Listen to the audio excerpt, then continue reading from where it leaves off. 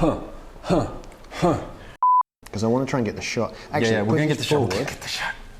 Revealed. Take 3. Right? Yeah.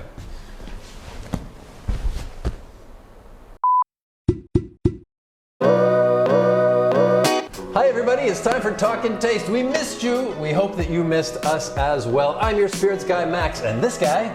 I'm Timothy, and I'm really happy, Max, to be talking and tasting with you today. You mentioned izakaya. Izakaya, Yes. for those of you who don't know, is essentially like a brew pub, maybe? I've heard it called a Japanese pub.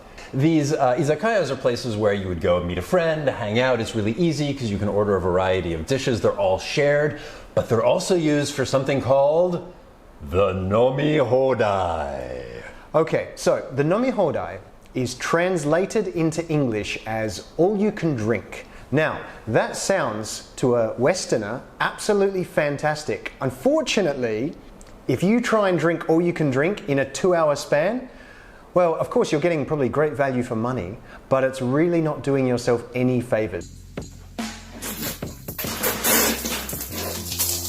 So the nomihoudai in Japan is actually used in a different way for Japanese people. How so, Max? It's super common for people who are full-time or part-time workers at a company to go out to drink together, right? It's not just like, hey, let's hit happy hour. What's going on? It's Taco Tuesday. It's more like, well, we kind of gotta do something together as a group, and what better to do than to drink and hang out. And you know that thing when somebody has like ordered a bunch of really expensive food and then everybody splits the bill and you end up paying for their expensive food and you're like, Timothy, why did you do that? Gentlemen, here's the damage. I'll leave it right here. Take your time, be right back. Okay.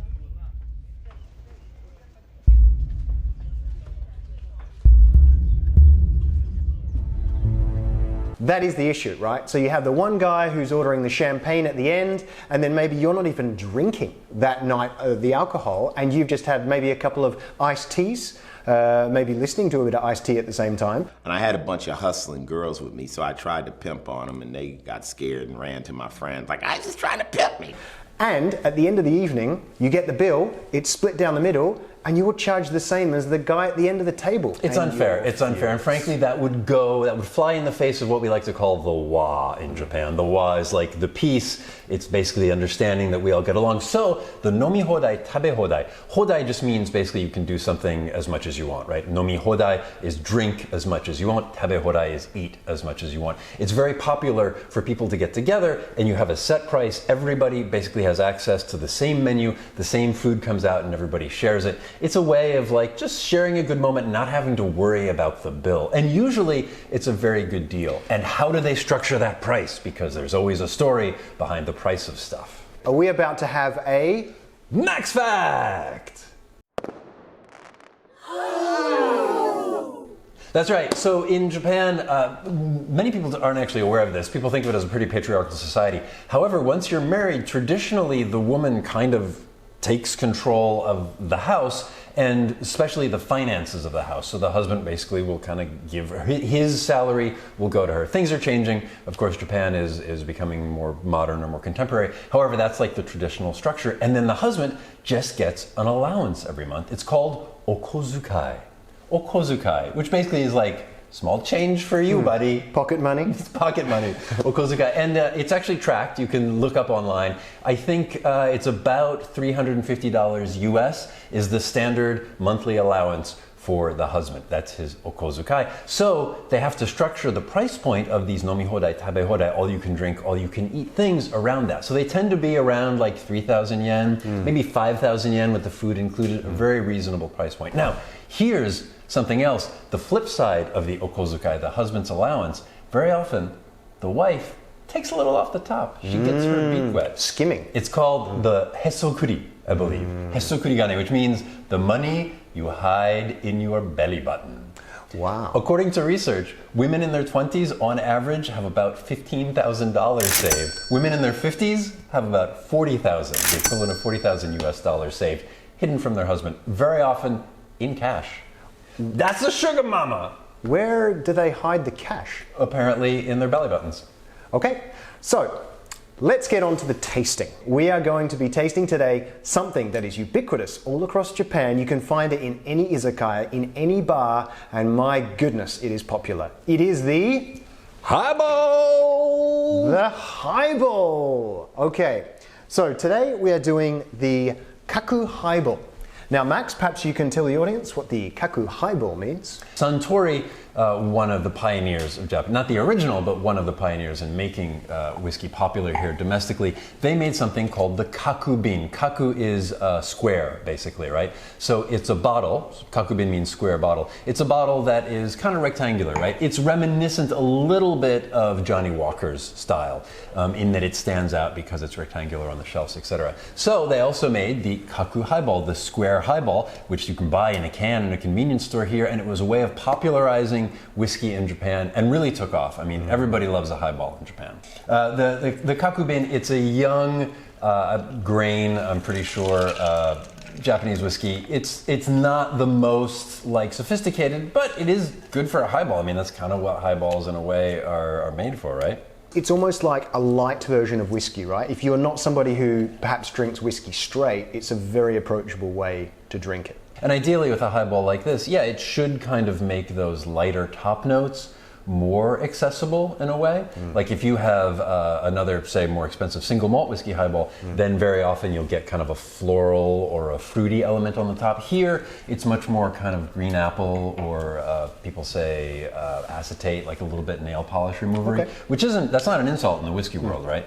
Because those flavors can mature a lot. And then on the mouth, on the palate, you do get a little bit of that kind of toasty, caramelly notes. I don't know how much of that is from the barrel in the kaku highball, but nonetheless, we'll take it. It's all right. We're having the highball in a non-highball glass. Is that the equivalent of ordering a latte in Italy after midday? Mandiamo I carabinieri, ma li mandiamo con i lanciafiamme. Now, the point is, why are we drinking our highballs in these very nice white wine glasses? And that's kind of what we've decided to do in Talk and Taste. We had some questions about this regarding the beer episode. We want to basically keep everything standard. And Timothy doesn't own any other stemware.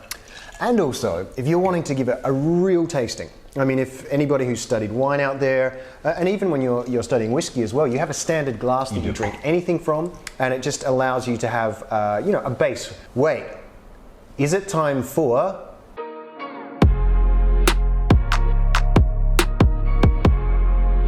The kaku highball. It's a little taste of Japan, Japanese whiskey now, so very hot, and this is the entrance point. So why not try a kaku highball? And if you do it with a couple of friends, maybe with some fried food, just like you were at a nomikai, and then ask your wife for a little bit of allowance. Kaku highball.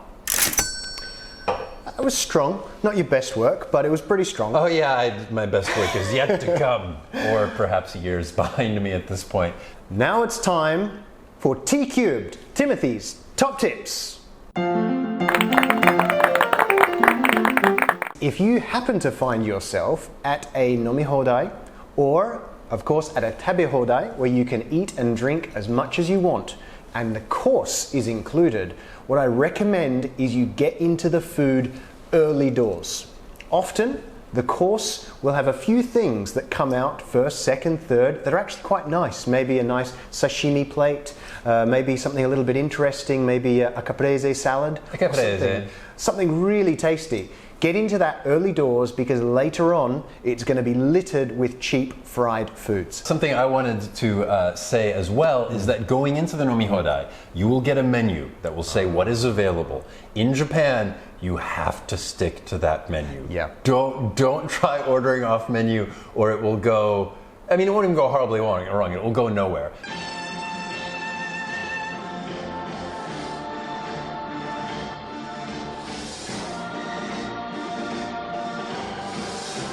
So I'll give you an example of that. I was at one of these nomihoudais once, and I thought, you know what I could use? I could use a salty dog. Bow wow wow, I'm feeling a little salty.